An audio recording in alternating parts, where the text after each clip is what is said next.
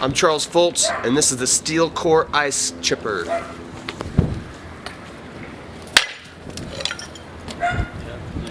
Boom.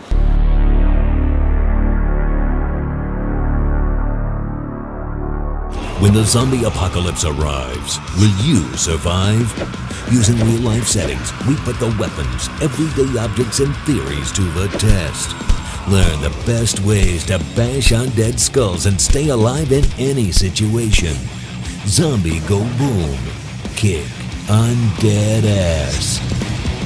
Hey guys, Chuck Murray here. And Charles Foltz here. Now you saw our Steel Core Ice Chipper that we bought from Wally World completely make one of our crystal skulls explode.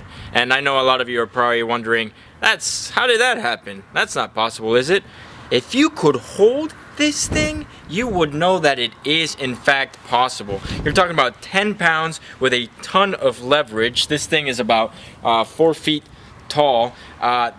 Steel, about 2 to 3 millimeters of just hardcore steel, and this plastic right here is no joke. This is hardcore epic weapon, the best object we found that isn't supposed to be a weapon to use as a weapon. I mean, what do you think, Charles? I think it's really awesome. It's kind of heavy, so that's going to attribute to the boom factor. And this part right here, it looks plastic, but it's actually steel. It's got a plastic coating on the outside, but it's actually steel on the inside, so it's pretty heavy. This thing is industrial grade, okay? So now we're going to be putting it through a lot of other tests. We're going to be hitting some cinder blocks and other stuff like that, so you guys can actually see how epic this thing really, truly is. For the first test, I'm going to stab at this block right here, much like you would do a spear. All right?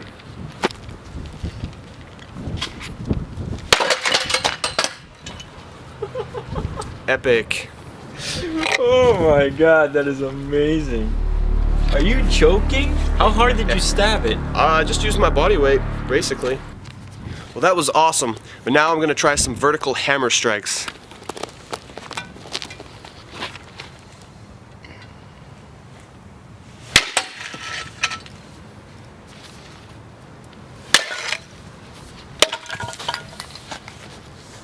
It's pretty cool.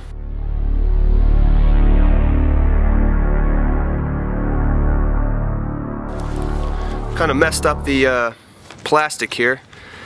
Broke it. It's still pretty intact, like it's not loose or anything like that. You could still jab with it, but...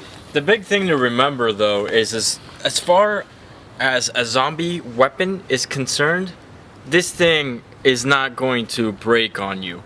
And even doing this crazy stuff, which has broken a lot of weapons, the Annihilator died because of that, the Sog Tomahawk died because of that.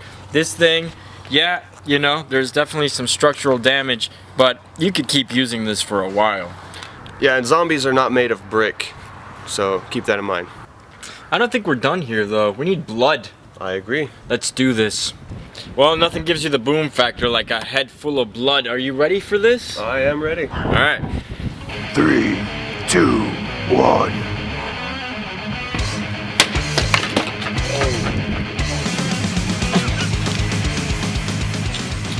Nice.